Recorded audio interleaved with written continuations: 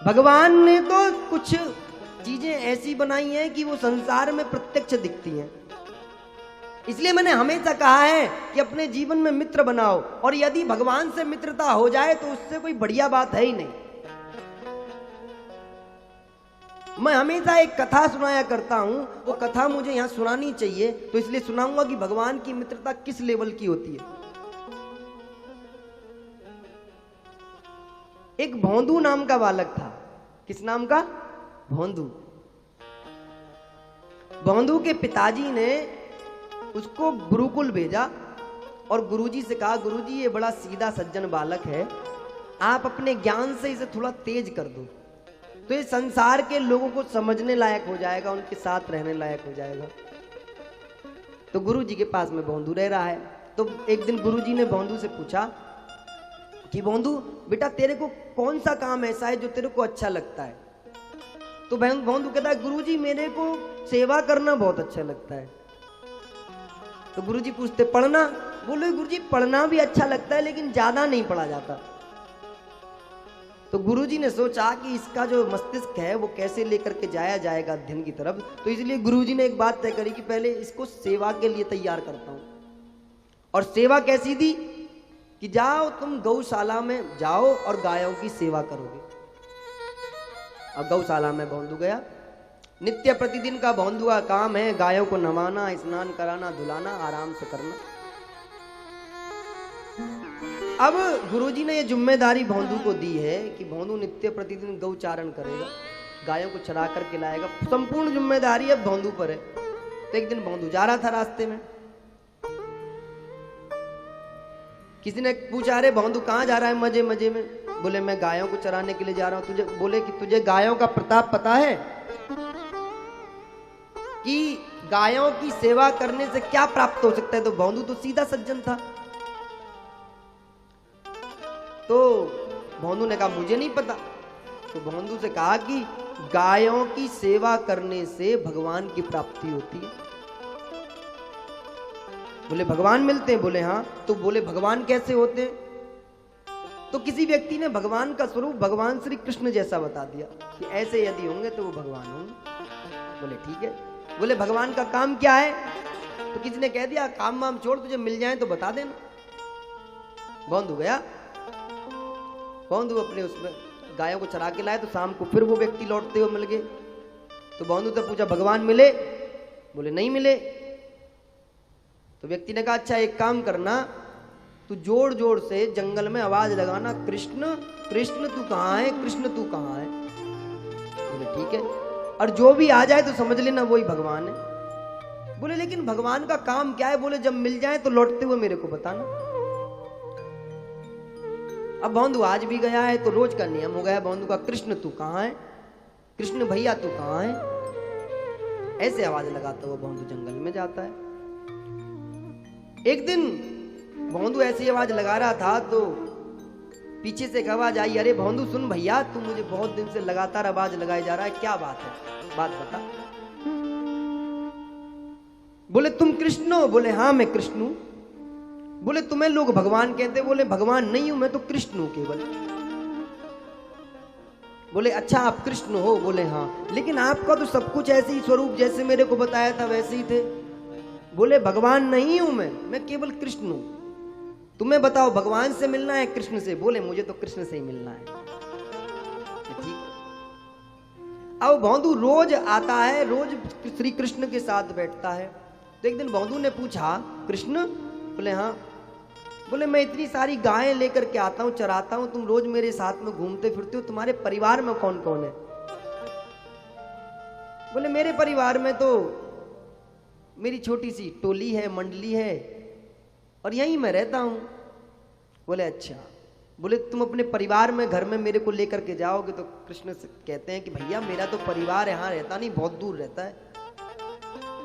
बोले अच्छा। भोंदू बोला अच्छा कृष्ण तुम एक बात बताओ, चाहे तुम कोई भी हो मेरे को नहीं पता, लेकिन मेरे को एक बात बताओ, क्या तुम्हें मैं अपना मित्र मान सकता हूं? मेरे कोई दोस्त नहीं है और मुझे अपने दोस्तों की बड़ी कमी होती है, मेरे से कोई दोस्ती नहीं करना चाहता।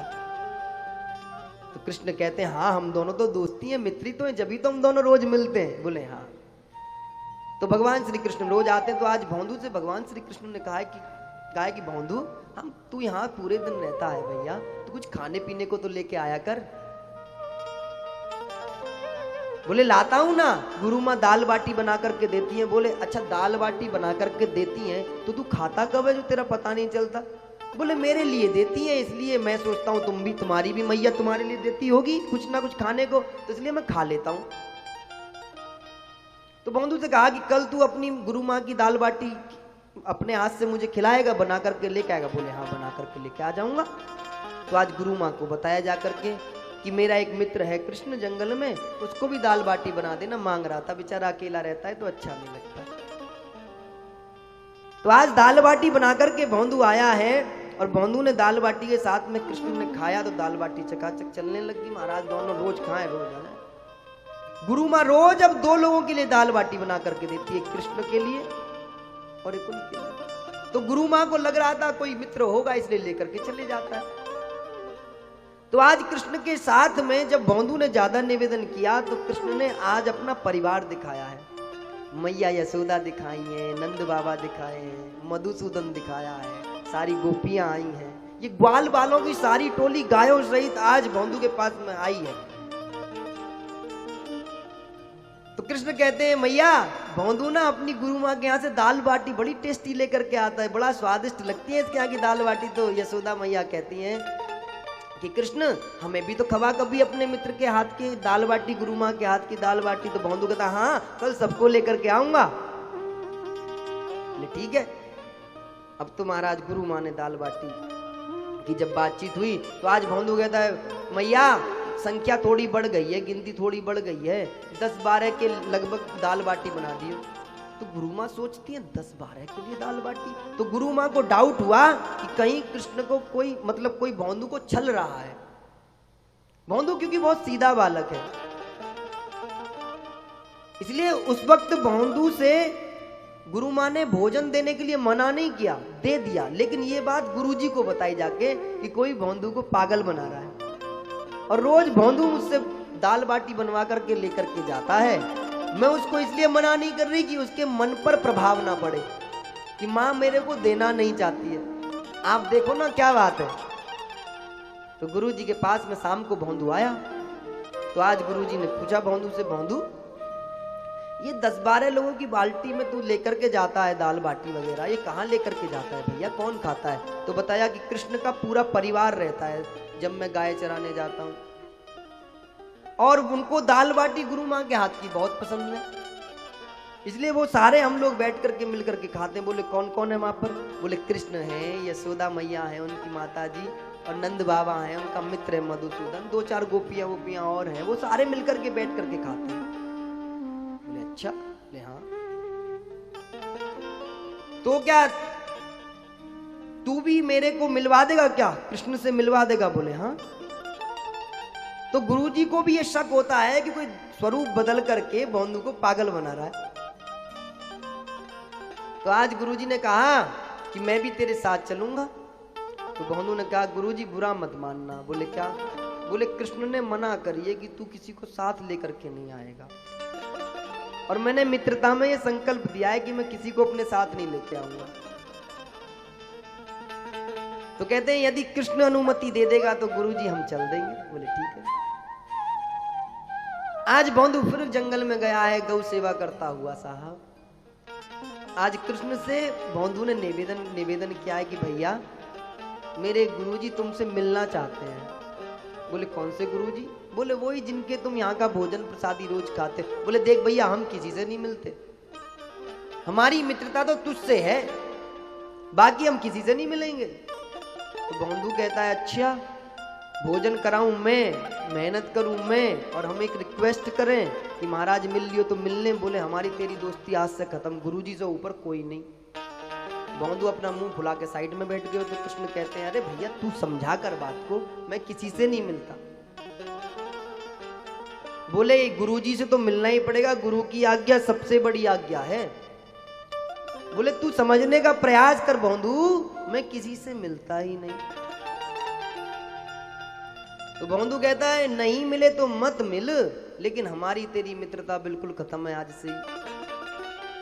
तू अपने रास्ते जा, हम अपने रास्ते जाएंगे। बोले अच्छा दोस्ती खत्म हो जाएगी? बोले हाँ बिल्कुल हो जाएगी।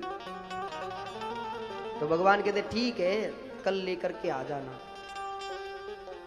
तो शाम को फिर भौंदू घर पहुंचा। गुरुजी ने फिर पूछा क्या हुआ? बोले गुरुजी परमिशन लेकर के आया हूं, अनुमति लेकर के आया हूं, कृष्ण ने कह दिया मिल लेंगे। अब तो महाराज भौंदू गया, जंगल में जाता है, भौंदू आवाज लगाता है कृष्ण कहाँ है भैया? तो आज गुरुजी के हाथ में बाल्टी है, दाल बाटी है, सब कुछ है, तो कोई आवाज नहीं आती। फिर भौंदू आवाज लगाता है कृष्ण कहाँ है भैया? दिख नहीं रहे हो आज। लगभग बहुत सारी आवाज लगाई तब भी कृष्ण आए नहीं। तो गुरुजी को पक्का हो गया कि आज निश्चित ही कोई ना कोई पागल बना रहा था इसको। तो गुरुजी कहते हैं अच्छा भौंदू बैठ जा, परेशान मत, तो बैठ जा बैठ जा। तो भौंदू बैठ जाता है। तो भौंदू से पूछता है अच्छा तेरा कृष्ण लगता कैसे है ये बता। तो भौंदू ने बताया सर पर मोर पंख है, हाथ में बांसुरी है, अच्छा सा लगता है, सांवला सांवला रंग है, सुंदर सा लगता है, जैसे भगवान की छवि है वैसी बता दी। बोले अच्छा वही कृष्ण है? बोले हाँ। बोले जब शाम हो गई नहीं आए तो भौंदू आज उदास मन से चले जाता है। अब गुरुजी के मन में आता है कि अब मैं उनको पकड़ूंगा जो लोगों ने भौंदू को पागल बनाया है। तो आज फिर कहा चल भौंदू हो सकता है कल किसी कारण से रुक गया हो, चल आज और देखते हैं। तो भौंदू कहता हाँ गुरुजी बात तो ठीक कह रहे हो, चलो देख लेते हैं, मिल गए। तो भौंदू और गुरुजी आज फिर गए हैं। आज गुरुजी छुप गए हैं, भौंदू को आगे कर दिया है, खुद छुप गए हैं और एक पेड़ के पीछे खड़े हो गए। अब फिर से भौंदू ने आवाज लगाई है अरे भैया कृष्ण कहाँ है तू?